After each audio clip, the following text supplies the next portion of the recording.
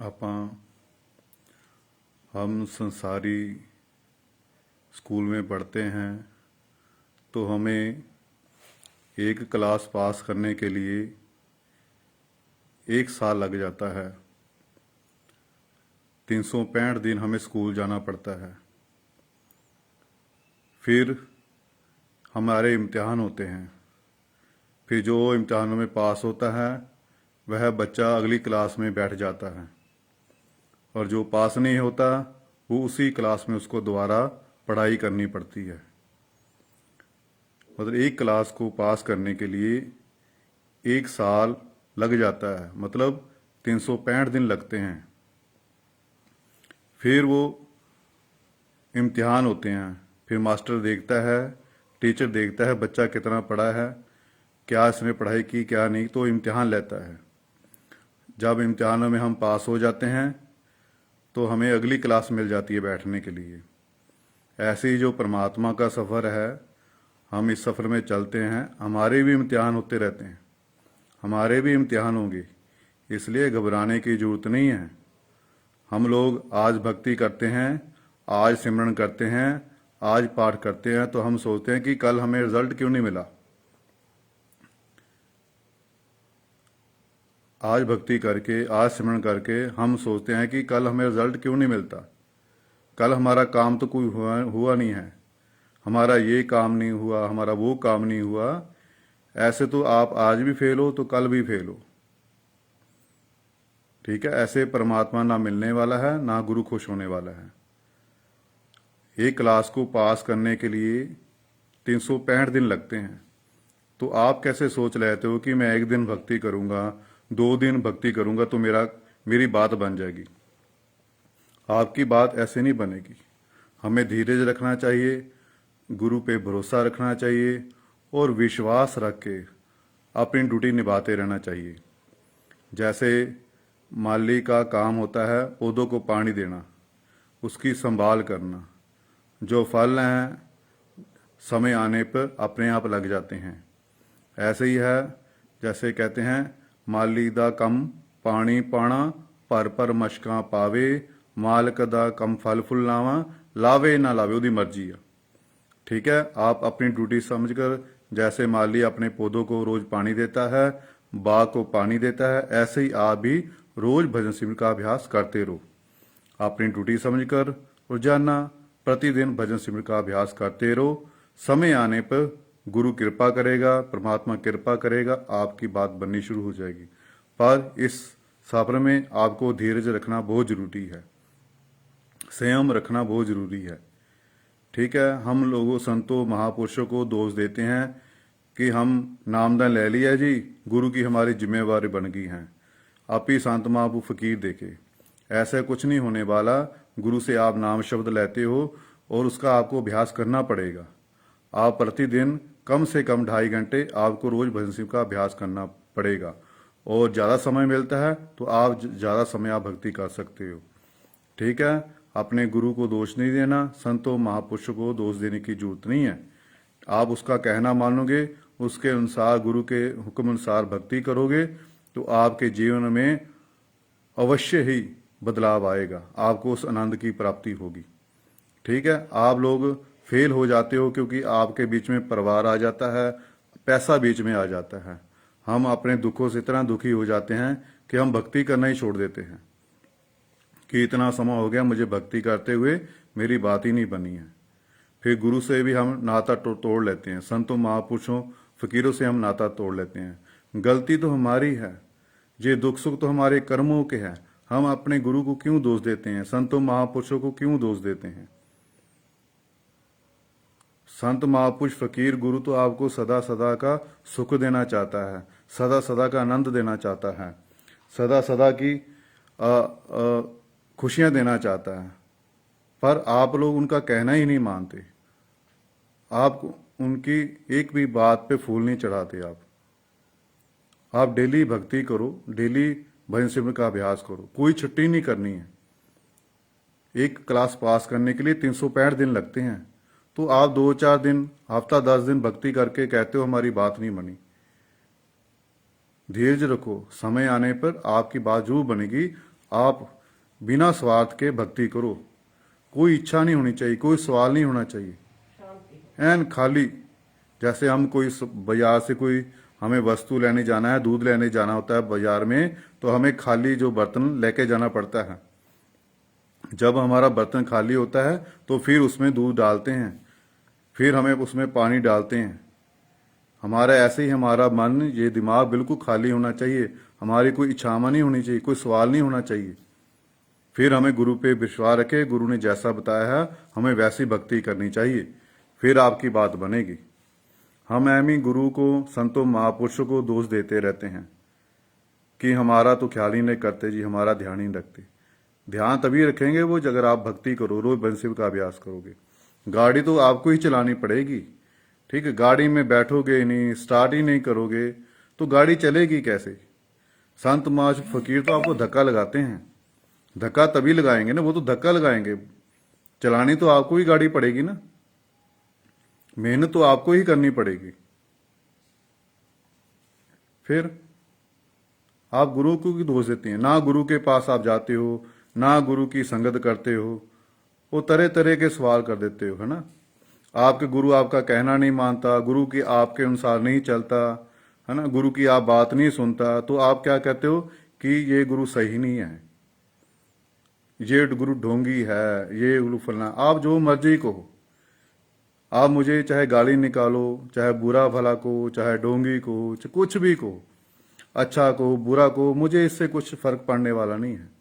मेरा जो उद्देश्य है, मेरा जो लक्ष्य है, मैंने उस लक्ष्य की ध्यान में रखते हुए अपने सफर में चलते रहना चाहिए, चलते रहना है। मैंने होका आपको देते रहना कि जागो भी, जागो, भक्ति करो, सिमरन करो, नाम जपो, ये जीवन बार बार नहीं मिलता, इसकी कदर करो। ये मैंने होका देते रहना है।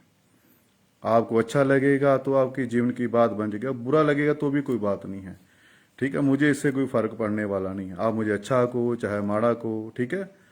ये जो बातें हैं, ये जो गुरुमुख प्यारे के लिए बातें हैं, जो प्रभु के आशिक हैं उनके लिए ये बातें हैं, जो प्रभु से प्रेम करते हैं उनके लिए बातें हैं, ठीक है। प्रभु से मिलना चाहते हैं उनके लिए बातें, ये मनमुख लोगों के लिए बातें नहीं है, दुनियावी लोगों के लिए ये बातें नहीं है। ये विचार ये गुरुमुख प्यारों के लिए बातें हैं, भक्तों के लिए ये हैं। आप अपनी ड्यूटी समझकर रोज भजन का अभ्यास करो। अगर किसी से कुछ पूछना होता है, किसी सवाल पूछना है आपको, संत महापुरुष फकीर के पास, उनके पास में जाया करो, उनकी शरण में जाया करो, उनके पास बैठ कर संगत करो उनकी, फिर अपने सवाल जवाब करा करो। ये नहीं हम मैसेंजर पे मैसेज कर देते हैं, व्हाट्सएप पे मैसेज करते हैं, है ना, हमें उसका जवाब मिल जाएगा। अगर जवाब नहीं मिला तो हम उसको ढोंगी कह देते हैं, या कोई बुरा भला कहने लगते हैं, बुरा कहने लगते हैं। ऐसा ना कहा करो। ये तो आपके विचार हैं, जैसा आपने जीवन में इकट्ठा किया वही आप लोग बांटोगे ना। आप किसी को कैसे तोल सकते हो। जब उसकी शरण में जाओगे, उसके पास बैठोगे, उसकी संगत करोगे, उसके विचार करोगे, तभी आपको उसके बारे में पता लग सकता है। आंखों से देखा नहीं है, कानों से सुना नहीं है, वैसे ही विश्वास कर लिया, ठीक है। ये जो परमात्मा का जो रास्ता है, भक्ति का जो रास्ता है, ये बातों का मार्ग नहीं है, ये करने का मार्ग है। आपको भक्ति करनी ही पड़ेगी। जब तक भक्ति नहीं करोगे तो गुरु भी कुछ नहीं करने वाला, परमात्मा भी कुछ नहीं करने वाला। आप एक कदम बढ़ाओगे तभी वो 2 कदम बढ़ाएगा। आप रोज भक्ति करोगे तभी वो आपकी तरफ देखेगा, तभी आपकी बात सुनेगा वो। ये तो उसका तो संसार चल रहा है, उससे कोई फर्क नहीं पड़ने वाला। भक्ति तो हमने अपने लिए करनी है, किसी औरों के लिए नहीं करनी है। आप कैसे भक्ति करनी ये तो आपने देखना है, परिवार को कैसे मेंटेन करके रखना ये तो आपने देखना है। इसलिए तो कहते हैं गृहस्थ आश्रम में जल्दी ही परमात्मा मिलता है। ये आपके इम्तिहान है, हमने अपने सभी जिम्मेदारी पूरी करनी है। बच्चों के प्रति, घरवाली के प्रति, घरवाले के प्रति, माँ बाप के प्रति जो फर्ज हैं उनको निभाते निभाते हमने उसमें से समय निकाल के प्रभु के चरणों में रोज भजन शिव का अभ्यास करना है, प्रभु को समय देना है। इसलिए तो कहते हैं कि गृहस्थ आश्रम में जल्दी ही परमात्मा मिलता है। और आप सोचते हो कि मैं भक्ति करना चाहता हूं, मुझे जिम्मेदारी बहुत है, मेरे परिवार का क्या होगा, मेरे बच्चों का क्या होगा, ये क्या होगा, वो ये सवाल नहीं होने चाहिए मन में। ये तो आपके साधु संतों महापुरुषों का इतिहास देख लो आप। इतने बड़े बड़े संत महापुरुष है, उनका जीवन देख लो। उन्होंने तो इस संसार में आके दुख काटे है ना। कबीर साहब भी देख लो, साधु संत महात्मा आते थे घर पे, उनके खाने के लिए घर में कुछ नहीं होता था। घरवाली भी बहुत बोलती थी कबीर साहब को, है ना।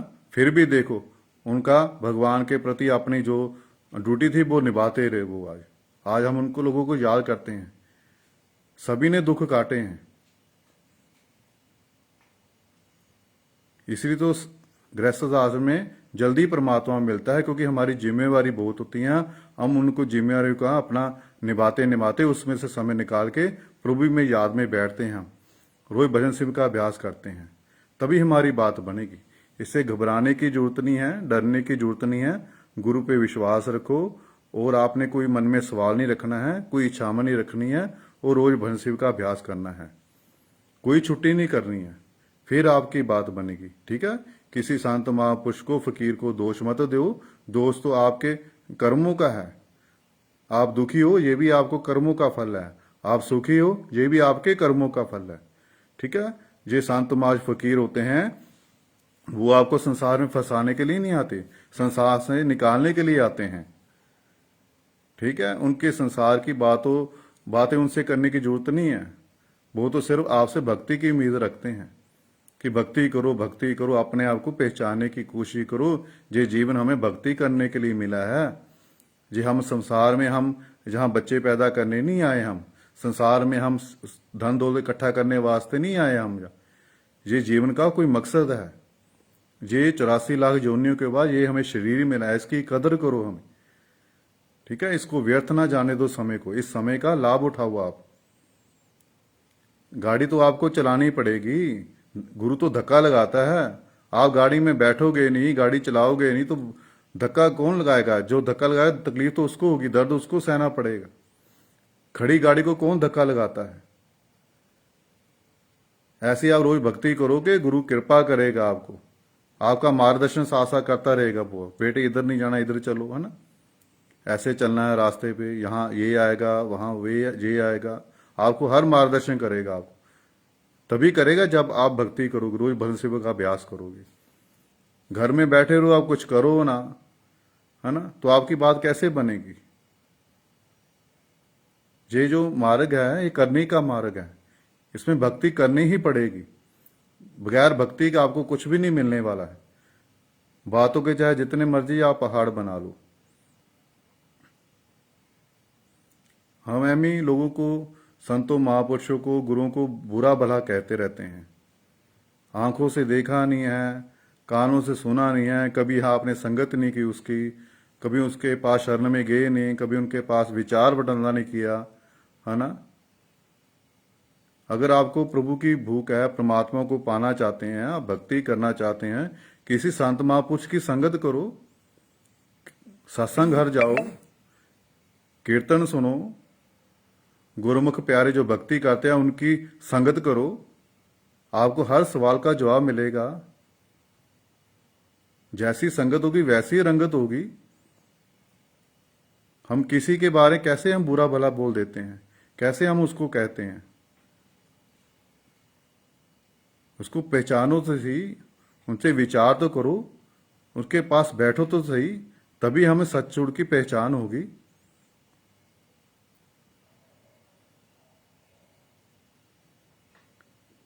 संत महापु फकीर आपसे कुछ पैसा मांगते हैं, या कोई चीज मांगी है, या कोई गाड़ी बंगला मांगा है आपसे, या धन दौलत आपसे मांगी है, वो तो एक ही कहते हैं कि बेटे भक्ति करो, सिमरन करो, रोज भजन शिव का अभ्यास करो। एक ही उम्मीद है आपसे, वो दूसरी तो कोई रखता ही नहीं वो।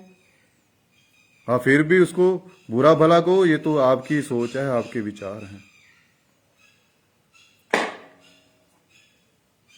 हम तो अपने रास्ते पे चलते रहेंगे।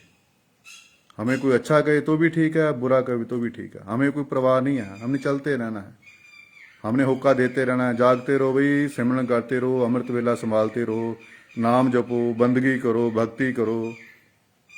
हमने तो कहते ही जाना है। बचपन में मैंने एक कहानी पढ़ी थी अखबार में, उसमें लिखा था कि एक साधु बहुत बड़ी भक्ति कर रहा था। इतना तप करता करता उसने किसी ने क्वेश्चन किया कि महात्मा जी आप इतना तप करते हो, इतने भक्ति करते हो, आपको इतना अनुभव है, आप ज्ञान क्यों नहीं बांटते? आप अपने तप क्यों सीमित रहते हो? आप बांटो इसको, जितना बांटोगे उतना बढ़ेगा। ज्ञान बांटोगे, ज्ञान उतना बढ़ेगा।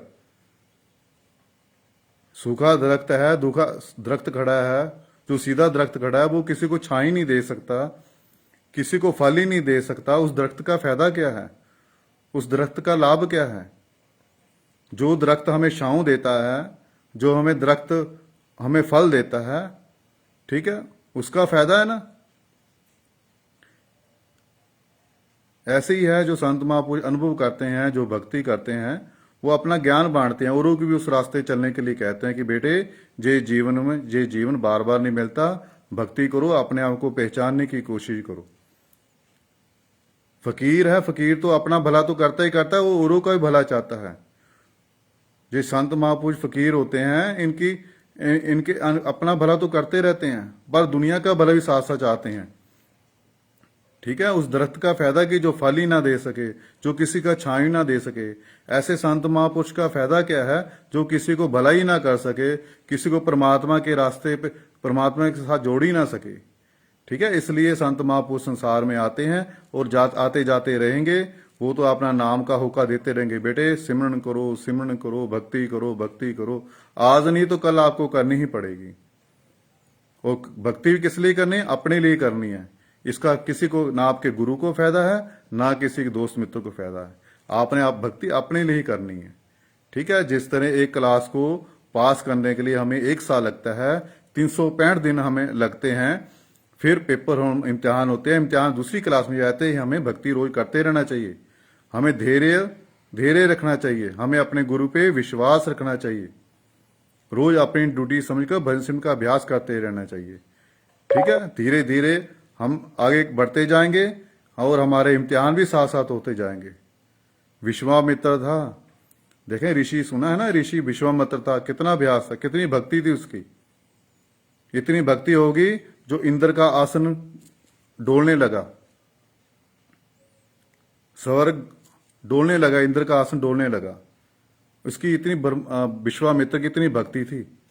पर उसके जब इम्तिहान हुए तो मेनका ने आके उसकी भक्ति भंग कर दी, उसका ब्रह्मचर्य खत्म कर दिया। ऐसे ही हमारे इम्तिहान होते, जब तक हम ये शरीर है, जब तक हम भक्ति करते रहते हैं, हमारे इम्तिहान होते ही रहेंगे। ये ना सोचो हम भक्ति करें हमारे इम्तिहान ही ना होंगे, इम्तिहान तो होते ही रहेंगे। आपने इम्तिहानों में कैसे पास होना, ये तो आपने देखना है। आपको गुरु पे विश्वास है, गुरु पे भरोसा है, आप गुरु का कहना मानते हो, गुरु के हुक्म से भक्ति करते हो, तो आप पास जरूर होंगे। अगर आप भक्ति नहीं करोगे, गुरु का कहना नहीं मानोगे, गुरु पे विश्वास नहीं रखोगे, तो आप आज भी फेल हो तो कल भी फेल हो। बहुत लोग देखे हैं मैंने, जो एक सेकंड बैठते हैं तो उनका ध्यान लग जाता है, उनका प्रकाश ही प्रकाश हो जाता है। बहुत देखे हैं ऐसे लोग। पर वो फेल कब हो गए? जब वो देखते हैं, नज़ारे देखते हैं, तो बीच में माया आ जाती है, वो माया के बीच में फंस के रह जाते हैं। फिर उनका पर्दे सब बंद हो जाते हैं। जब पर्दा ये बंद हो जाता है तो पूरी पूरी जिंदगी लग जाती है, पूरा पूरा जीवन लग जाता है, फिर ये दोबारा पर्दा नहीं खुलता। वो किस्मत वाले होते हैं जिनका गुरु कृपा कर दे, है ना, और परमात्मा कृपा कर दे, तभी वो खोल दे, नहीं तो ये दोबारा नहीं खुलता जब तक गुरु की कृपा ना हो। इस करके मन में कभी अहंकार नहीं आना चाहिए, किस चीज का मान नहीं आना चाहिए। ठीक है, ये जो परमार्थ का सफर है, भक्ति का सफर है, हाथ जोड़ के चलते रहने का सफर है। मिठत नीवी नानका गुण चंगियाइयां तत्, नीवे होके चलते रहने का ये मार्ग है, हाथ जोड़ के चलने का ये मार्ग है। ठीक है, ऐसे अपना जीवन बनाओ आप। ठीक है, सबर रखा करो, आप रोज भक्ति करो अपना। ठीक है, सभी दुखों की दवाई भजन सिमरन है, सभी आपके सवालों का जवाब भजन सिमरन करने में है। रोज भक्ति करो, ये करने का मार्ग है, करने ही से ही पता लगेगा। जब तक आप अपना अनुभव नहीं करोगे तो आपको सच कैसे पता लगेगा? आप मीठा खाओगे, कोई रसगुल्ला खाते हो, तभी आपको उसका स्वाद पता लगता है, इसका स्वाद कैसा है, खट्टा है या मीठा है। ठीक है, नमक खाते हो आप, उस खाते के पता लगता है इसका स्वाद कैसा है। ठीक है, ये नमकीन है। ठीक है, ऐसे ही आपको भक्ति जब करोगे, अभ्यास करोगे, तो आप इसको आनंद को पता लगेगा आपको, इसका स्वाद कैसा है। बातों से कुछ नहीं होने वाला, बातों से पहाड़ ना बनाओ, इस अपना अनुभव करो। जब तक आप अनुभव नहीं करते, आपके मन में सवाल पैदा होते रहेंगे। जब आप अनुभव करोगे तो आपके सवाल सारे खत्म होंगे। ठीक है, अपनी ड्यूटी समझकर रोज भजन सिमर का अभ्यास करते रहो। किसी को बुरा भला नहीं कहना, किसी संत महापुरुष फकीर को किसी ने कुछ गलत नहीं कहना, बुरा भला नहीं कहना। अगर आप, जब तक आप उसको जानते नहीं हो, जब तक आप उसको पहचानते नहीं हो, जब तक आप उसकी संगत नहीं करते, जब तक आप उसके विचार नहीं करते, तब उसको अच्छा बुरा मत कहा करो। ठीक है, अपना जो आपका काम है वो आप करो पहले। ठीक है, आप रोज भजन सिमर का अभ्यास करना है, रोज भक्ति करना है। ठीक है, फिर आपकी बात बनेगी। जय लख दाता पीर दी, मौज फकीर दी।